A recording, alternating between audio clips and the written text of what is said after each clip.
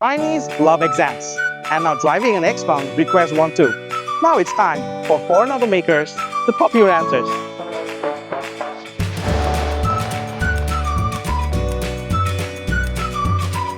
Now, you all know that foreign automakers keep failing Chinese tech exams. What Volkswagen did, it's a smart move. They bought a cheat sheet. How to do that? By pouring $700 million in Xpeng to get something what people never dreamed of. Why pouring $700 million in Xpeng? Just to solve their root issues? No. They're also looking to collaborate with Xpeng to co-develop their cars. As you guys know that Volkswagen's car, they're pretty much stuck in the Stone Age. Where look at Xpeng, 0.8 cold start, which is very fast compared to Volkswagen. Not only that, they also glimpse at the Xpeng's CEA architecture, which will help Volkswagen cars to get better brains than they have. You think only Volkswagen is profiting from this master deal? No, you're wrong. Look at here, Xpeng in China, it gets the German muscle. By what? Xpeng gets Volkswagen's global supply chain, charging networks in 18 countries. We can see a $1.44 billion tech revenue in coming years. So both of them gets a win-win situation. And by now, I think you have already guessed, it's time for German automakers to admit who the real teacher is. Now, I have driven Rolls-Royce, I have driven Aston Martins, I have driven Teslas. But this car next to me, the all-new XPeng P7, just rewired my brain. Guys, now look at this face. It got a full-width light bar, slicing like a lightsaber with Fang-style vertical derails, which got similar vibes like Cybertruck. Exposed wheel flares, just like a combat armor. This 21 wheels on this P7 looks just about right without giving up on style. Moving along the side, I stopped by the fender where I have seen this Q logo. Now, I have seen such similar logos on Aston Martin Q, the special tailored versions where they develop special cars. But here, what does it have to do with Xpeng? What I have come to know, that Xpeng told me that this Q represents quantum, which represents the have an infinite future. Now, this new P7 mirror looks way cooler than the old one. Not only it does have a bezel-less mirror, it also got this pilot-assisted driving LEDs to alert the other pedestrian and the other cars. Now, as we move backwards, we can see this one single piece of glass on the roof, and there's a very long roof line. As this is a fastback car, there are some aesthetics which are very similar to other Xpeng products. For example, the door handles and the rear view mirrors. Now, let's look at the car from the back. As we can see, this whole LED tail light is just a full width. Not only that, it kept the similar design just like the front face. And you can see there's a very nice spoiler where not only it activates while you are driving it according to your speed, but you can also control it from the center console. Oh, there's something more. I can see there's something written here. Aero performance. It means this car have gone through very complex CFD simulations while designing it. Do you know how much is its drag coefficient? It stands at 0.201. Now, all of you know, lower drag coefficient means longer driving ranges. Now, as we can see, more lower, there are Xpeng logos on the left, there's a P7, the model number on the right, and here, the Xpeng initials. But what I have to say, a thumbs up to Xpeng, that previous P7 had a problem. It does not have a button to open the lid, the trunk. But here, they have provided it between the two cameras. So after looking at this new XPeng P7, I would say this is not just a design, it's just a revelation, or maybe you could say a science fiction art, which resembles cyberpunk in 2025. Now you can see the car behind me, it stands at 5 meters with a 3 meter of wheelbase, where this car pretty much standing between a Porsche Panamera and a Porsche Taycan. All of you might wonder why I'm not comparing this with Chinese competitors like Xiaomi SU7 or Zeekr 001. I think most of you guys may not have heard about Chinese cars, but if I am saying some foreign automakers, it is very visible to you. Stepping inside this all-new P7 make you feel that you're entering inside a command center. Just look at the steering wheel. Look at this 3-axis center console where you can move it any way you want. Where I have seen similar designs on hi-fi cars. In front of me, there's an 87-inch Air HUD with a slim instrument cluster just like the Xiaomi's car, and very cool steering wheel, which got 2 interesting buttons. One can be used for the modes, another one is for the automated pilot driving. Xpeng makes it more interesting. Tap it, you get a boost mode. Hold it longer, you unlock the Le Mans mode. One button, 2 personalities. Apart from that, this design cues, what I'm seeing on this new P7 is completely different, which I've never seen before. Now, talking about the interior, I have to say, and I must say, this is really quiet and really comfortable. The things I can see are all wrapped with soft padded materials. For example, the door panels, the dashboard, the seats, of course, leather. On top of we can see there's a microfiber covered materials. This new P7, which comes with a newly designed seat, which makes you feel not only you are the boss on the road, but make you feel that you need to drive this car ASAP. Before we get on the road, let me show you how does this car solve the problem of a fastback or a sports car, especially when you're traveling with your family. I almost forgot to tell you guys, XPeng P7 got electric suction doors, so no more accidental slaps. I know you guys will complain about the sunroof here, but it has gone through serious testings. For example, recently it's gone through SGS, which claims to have a very nice or very safe sunbathing experience. Not only that, as we come inside this new P7, we can see the materials they're using on this car. It's really, really good. Not only the materials, the way it looks, the way you sit on it, it feels very premium. The buttons, the designs, the cues they're using from its previous models, just like XPeng G6, G9, G7. It also got this electronic door buttons. Not only that, it also got an emergency button on the left side bottom part.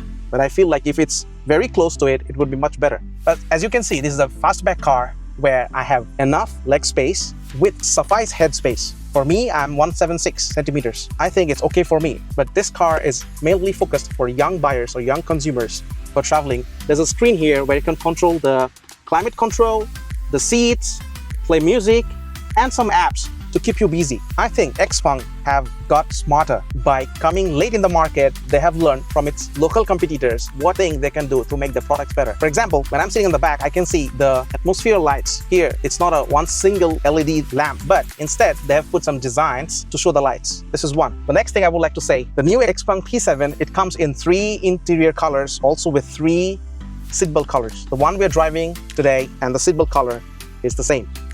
Not only that, the seat I'm sitting on, there's a very soft head cushion, which is really soft, and right now I would like to sit because it's too hot outside, but I have to shoot my video. You can see there's a place to hang your suits, and you can also see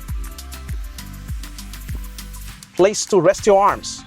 Also, where you can keep your cold beers or iced teas. Now comes the interesting part, the boot space. Let's take a look. Space is not a friend for cars like this. Especially when I'm talking about sports sedan and especially a fastback car, it is really a dream for someone. When I'm saying a car that is positioned to be with a price point half of Porsche Panamera or Taycan, I think we can do some compromise. Now, not about the space. We can see there's an extra space on the trunk where you can keep your special things or something you don't want to keep on the top. Not only that, when you're talking about space, I have found some interesting design. For example, they have kept this umbrella very strategically on the rear portion. Something is very important for an electric car. If you talk about Tesla, we can see not only it comes with a trunk, it comes with a frunk. Now, talking about frunk, this all-new P7, there is a frunk, but I feel the space is not enough. Now, let me tell why the space is not enough. Because they said they have strategically positioned and designed some cooling elements for this drivetrain and the brake system, which not only improves the braking system when you drive this car in a very extreme conditions, also give you a better driving dynamics. Now, I'm hoping XPeng P7 improve this frunk to accommodate more things. Now I'm driving this all-new XPeng P7, but there's 2 questions I have to answer. Is it just fun to drive or is it just fast? For me, when I'm talking about fast, this car goes to 0 to 100 in 3.7 seconds. With a dual motor setup, the one I'm driving today, it has total power output of 435 kilowatts and 635 Newton meters of torque. Some of you might say this is not enough, but you might remember that XPeng is making these cars for a global market. But at the same time, this car needs to be suitable for all age groups. I have tried today how fast it goes. With a dual motor setup, it is faster than its German rivals. Or I can say it's even faster for the car, which are twice the price of this one. Talking about the driving dynamics of this new P7, I would like to say it just turned on rails. P7 secret sauce is not just about the aluminum suspension or the air springs. It's about the mid-motor magic, which has this dead center placement with a 50-50 weight balance, which kills the understeer and the tires stay glued down on any road. So you get Panamera's smooth comfort and Taycan's smart reflexes at 1/3 of Porsche's price. So Porsches didn't get copied, it's just the EVs got upgraded. Now, when I'm talking about this all-new XPeng P7, this is better, fun, and faster to drive than the previous one. Now, when I'm saying the better part, this all-new P7 comes with an 800-volt architecture, where the previous one stands at only 400-volt architecture. When me staying in China for this many years, I have seen competitors coming up with 800-volt architecture. I was like worried, why XPeng is not taking out something which can compete it? Okay, why XPeng P7 not getting its air suspension with CDC, where here they say DCC? Now, that is just one single part. But what XPeng says that this car is a little different the way we think about cars. Let's say when you're talking about suspension setup means comfort, they say no. They're saying sporty when you're talking about a hard suspension setup, they say no. So how does they do this? Here it comes the magic part, where XPeng is using AI. Yes, you didn't listen wrong. XPeng is using AI to balance all the parameters they're getting from the data while we're riding on the road, and balancing the cars to have a very comfortable ride. This is a very important point. Now, this car, as a daily driver, you need this car to do what? You need this car to recharge very faster. Now, this car, what we're driving, it got a 5C charging features where it can charge more than 500 kilometers in just 10 minutes. That is not just a number. For a car like this, I think what people have seen, only expensive cars only get that. For example, Porsche Taycan, an 800-volt architecture. But here, you can get in XPeng. Now, enough of me babbling about the numbers. Now, let's do some serious shit on this thing. For example, let's step on it.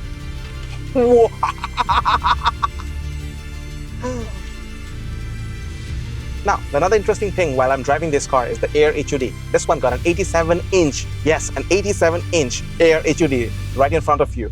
There's an interesting feature to it. There's a button here on the steering wheel, a star. When you press it, it's like a small game you can play when you are like stuck on a traffic. Like, for example, the car in front of you going very slow, or maybe we stop at red lights, we can throw some emojis on the car.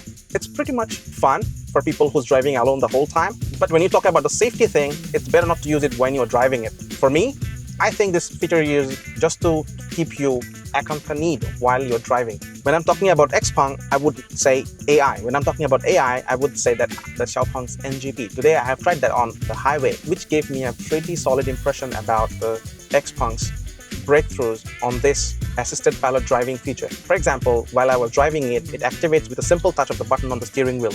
Not only that, it can conquer most of the roads. But the main thing, which is different than the other cars I've driven in China, it does not need very high-end devices or hardwares installed on your car. Instead, it just used very similar hardware setup, or I would say the same hardware setup like Tesla. Today, I have tried the AES, which is an automatic obstacle avoidance system on the highway, that it somehow appeared as an obstacle which was on the road. And this, it helped me avoided it just like drinking a cup of water. That's simple, which was very sudden and make me feel like, which I haven't seen.